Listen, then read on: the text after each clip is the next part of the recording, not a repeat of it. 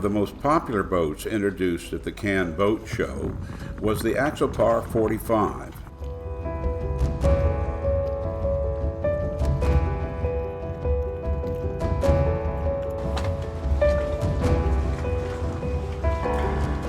Nice windy weather in Cannes.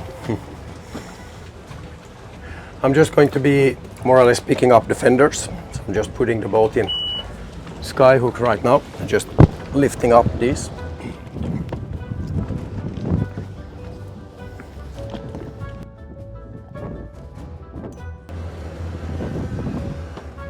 When you approach an Axopar 45 or 37 or even a 28, where you have the extended navigation package installed, you're always greeted by an own Axopar, like a checklist.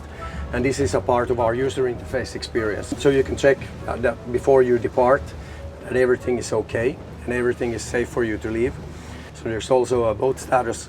So this is a collaboration between Mercury Marine, Simrad and Axopar.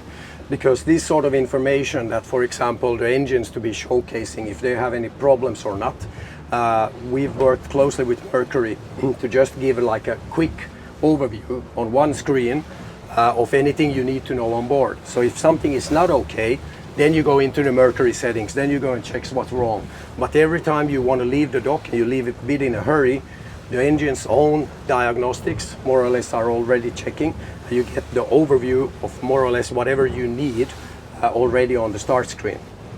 But also moving forward, we have other functionalities, which is, for example, like a guidance system that can actually guide our users to become more fuel efficient their driving. Now what's this 10% mean? So 10% is now showing that I'm running this on manual and we have a 10% trim on the engines. And trimming it down, it's going to be showing me 0. So I have the trim on all 3 engines. And if I go on and engage the active trim, it's also going to show that the active trims are on active mode right now. And then they are doing their own work, so to speak. But more or less the 45 runs on the same principle as all our Axopars. So driving slow, for example, even a bad speed like 9 knots, the boat always tracks straight. So it never tracks away or start to snake or do any other, let's say, like surprising things. So that's one of the key features that you still have on the 45. This is interesting that in this beam C and confused C, the boat isn't falling off. No, and it's even if you're having waves that are not longitudinal or latitudinal to the boat, it still tracks to its own heading. And why is that? One thing has to do with the elongated hull of the boat, which means that we have the straight bow that goes down, so we have a longer water line. Addition to that, the silhouette of the boat is pretty low, like all Axopars. The wind is not catching the boat in the same way as high flybridge boats or others. Right. Less windage? Less windage, yes, for sure. You can drive the boat and speed it up slowly. You never lose the visual of the helm. I'm going to be showcasing you the worst way, how you speed up on conventional boats the worst way. So you're doing like 5 knots and you just increase the speed slowly. And this is more or less like a new boater who has no boating experience would drive, because he wants to set his speed. So now we're doing 10 knots. We're just going to be pushing up a bit more speed, but really slowly. And at no circumstance ever I'm losing any visuals over the bow. And now we're doing 13 knots which now. should be a really bad speed. The boat should now be snaking. Many boats start snaking at this speed, but the boat still tracks straight. And now if we just speed up, 14, 15 knots. 60. So I'm doing it slow. Is that knots or miles? Yes, knots. Okay. Knots. So I'm just doing this slow for you.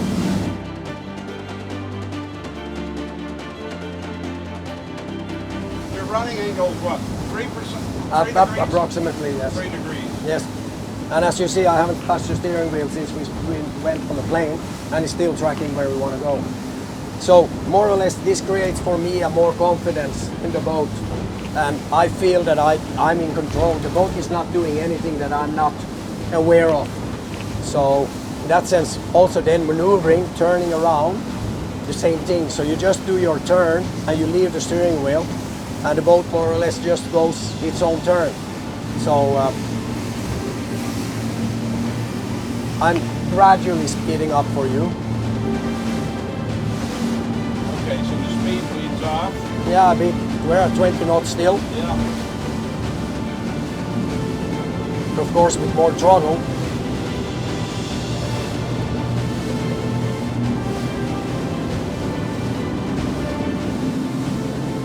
And the second, when you come out of the turn, you just leave the steering wheel and the boat tracks straight to the heading you want it. And this is more or less where the boat becomes really efficient. So we're doing 4.3 liters per nautical mile, which is around one mile per gallon.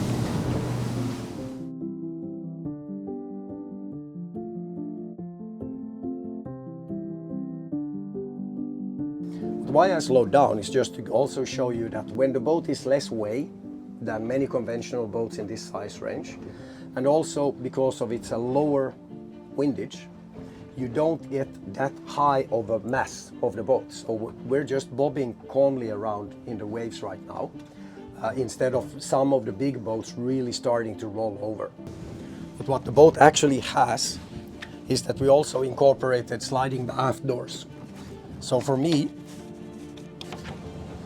I can easily open up the whole cabin of the boat, both ways, so both the front and the back, to really, like let wind in and let it clear. Open up the roofs, so it's not really a cabin boat anymore.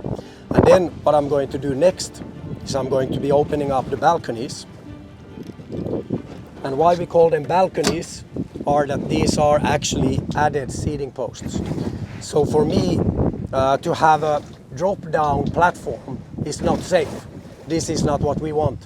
So what we want to do on our boats is we want to create more sensation of seating and lounging.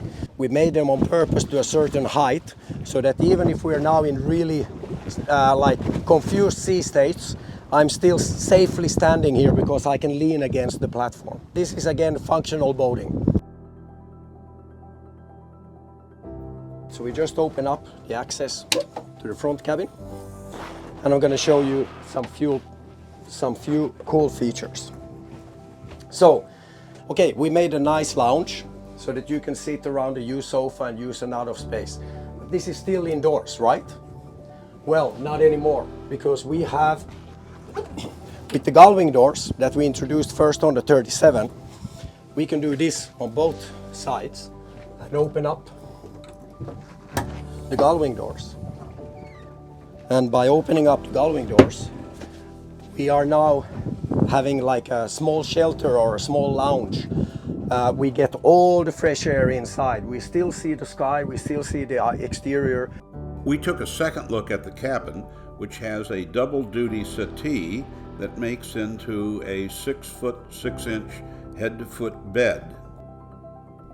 There's also full standing headroom in the wet head.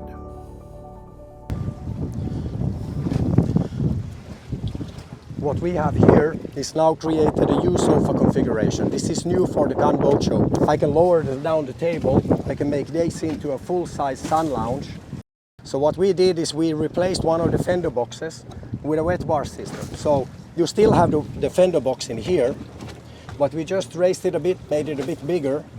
So now you have full sink, full top-loading fridge, grill, and this you can now have with any aft-deck configuration. The Axopar 45 will be at the Fort Lauderdale Boat Show this year, where we plan to test it, and Captain Steve will give us a full performance and inspection report.